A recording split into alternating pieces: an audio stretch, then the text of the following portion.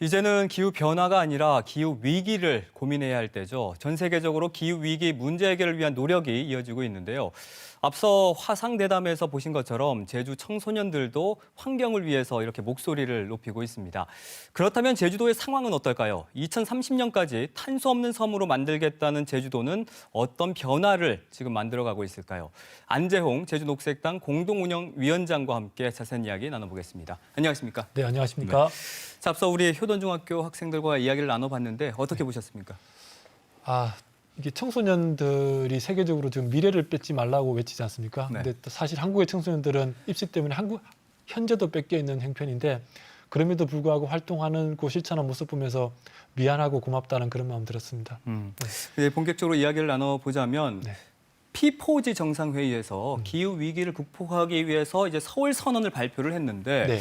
국내 환경 단체들은 이걸 좀 강하게 비판을 했어요. 좀 회의적인 논평들을 많이 내놨거든요. 네. 예를 들면 뭐 그린워싱이다라는 표현까지 썼는데 왜 이렇게 강하게 비판을 했던 걸까요? 네, 말 그대로 그린워싱이다. 겉으로는 녹색을 입히고 있지만 속으로는 탄소 배출을 용인하고 있다라는 점 때문에 비판을 많이 받았습니다. 예를 들면 퇴출 1순위는 석탄 화력 발전을 한국은 지금 10기나 신규로 건설하고 있거든요. 네. 이런 것들을 포기하지 않으면서 탄소를 줄이겠다는 건 거짓말이라는 거죠.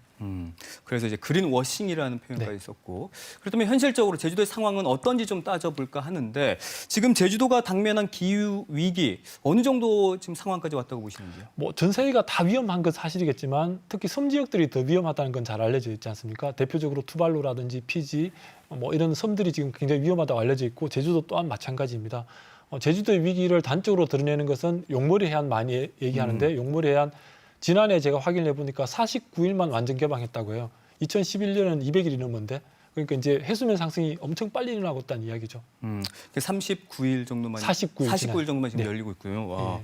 그 제주도가 탄소 없는 섬을 지금 추진하고 있는데 오히려 지금 배출되는 온실가스량은 증가하고 있다라고 이렇게 통계가 나와 있더라고요. 이게 맞습니까? 네, 맞습니다. 특히 주목해야 될 것은 서울이나 울산, 부산 이런 지역들은 그 기간 동안 줄어들었거든요. 특히 2012년 제주가 탄소 없는 섬을 선언했는데 그때부터 2018년까지 보니까 제주도는 탄소 배출이 줄어들기는커녕 늘어났다는 것이죠. 네.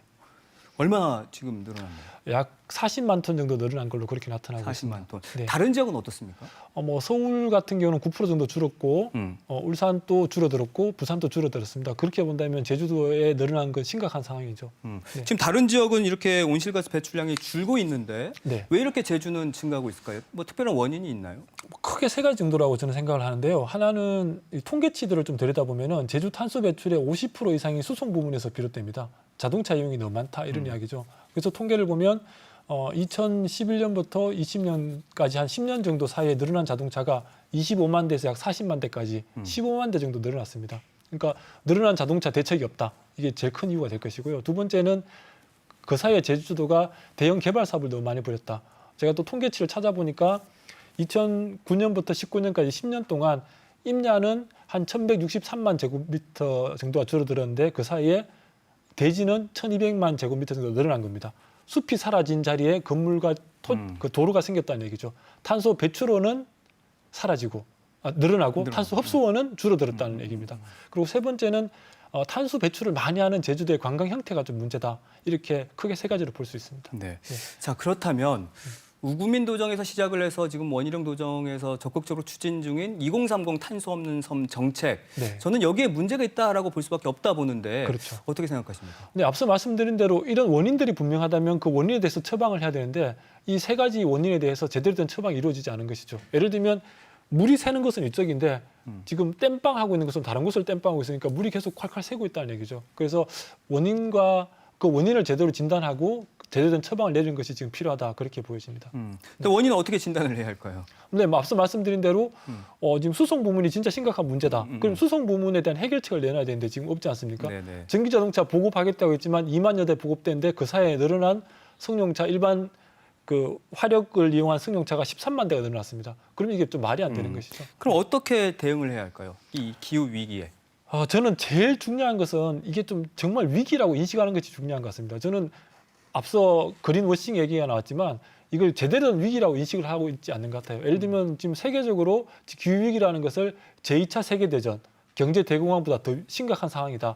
인간이 대멸종할 수 있는 위기다라는 인식까지 퍼져 있지 않습니까? 네. 그래서 최근에 2018년 인천 영도에서 열린 IPCC 총회에서 나온 결과가 1.5도 이상은 올리지 말자라는 것이 보고서의 결론이었습니다. 지금 1도 올라가 있는데 0.5도 더 올라가면 수억 명의 지구촌에 살아가는 사람들의 생명이 위험할 수 있다는 얘기입니다. 그러면 1.5도를 높이지 않으려면 해야 되는 일이 뭐냐? 2030년까지 2010년 수준에서 45% 탄소 배출량을 감축해야 된다는 겁니다.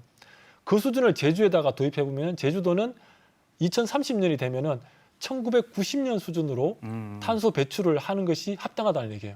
그러면 얼마나 많은 양을 줄여야 되는지 감이 오실 거예요. 우리가 지금 1990년으로 돌아갈 수는 없지 않습니까? 그러니까요. 위기를 위기로 인식하지 못하는 것도 문제다라고 말씀해 주셨어요. 네네. 제주녹색당이 제주도에 대규모 개발 사업을 전면 중단하라고 요구하고 있고 또 환경을 위해서 지금까지의 삶과 완전히 다른 삶의 방식을 공유하고 확산해야 한다라고 요구하고 있거든요. 어떤 내용인가요, 이게? 네, 앞서 말씀드린 대로 이렇게 심각한 위기 상황이면 이건 뭐 지금 전쟁보다 더 심각한 상황이지 않습니까? 그렇다면은 좀 조금 더 이렇게 좀 기다려 달라. 천천히 하겠다, 살펴보겠다 이런 말을 할 때가 아니라는 것이죠. 예컨대 수송 부문이 50% 이상 배출하고 있으면 수송 부문에 대한 획기적인 안들을 내놔야 됩니다. 예컨대 제주도는 자동차 없는 섬으로 가겠다. 자동차 없는 도시를 만들어 가겠다. 이런 선언부터가 필요하다는 것이죠. 그러면 50%가 줄어들 것 아닙니까? 예컨대 우리가 이것들을 좀 망상처럼 생각할 수 있지만 네덜란드의 암스테르담이나 프랑스의 파리 같은 도시들은 이걸 좀 준비를 하고 있습니다. 먼 미래를 만들겠다는 것이 아니라 2025년까지 차 없는 도시를 만들어 보겠다. 2030년까지 걷는 사람들 중심의 도시를 만들겠다. 이런 계획들을 만들고 있다는 겁니다. 그 미래 계획을 지금 바로 설정해야 되는 거죠. 예. 바로 집행해야 된다는 거죠. 지금도 늦었다는 겁니다. 네. 마찬가지로 지금 제2공항 가지고 아직도 짓냐 마냐 이런 논쟁 벌린다는 것이 기후로 바라볼 때 넌센스라는 겁니다. 그런 얘기는 끝낼 때도 아니라는 것이죠. 네. 네. 자, 채식을 제공해야 한다. 급식에 네. 이런 주장을 하셨어요. 이게 기후 위기와 좀 관련이 있습니까?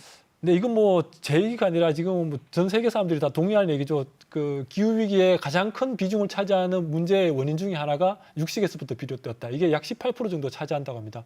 단일 분야에서 가장 큰 것인데 제주도는 뭐 전 세계적으로 관광객이 많이 오는 곳이라고 하지만 채식하기 가장 나쁜 지역 중에 하나라고 하지 않습니까? 그래서 채식하기 좋은 환경을 만들고 공공급식에서 일주일에 단 하루라도 채식을 한다면은 기후 위기에 유의미하게 대응할 수 있다는 것이죠. 네, 알겠습니다. 기후 행동 실천과 약속이 좀 일상이 될 수 있도록 우리가 지속적으로 노력을 해야 될 것 같습니다. 오늘 말씀 여기까지 듣겠습니다. 고맙습니다. 네, 고맙습니다.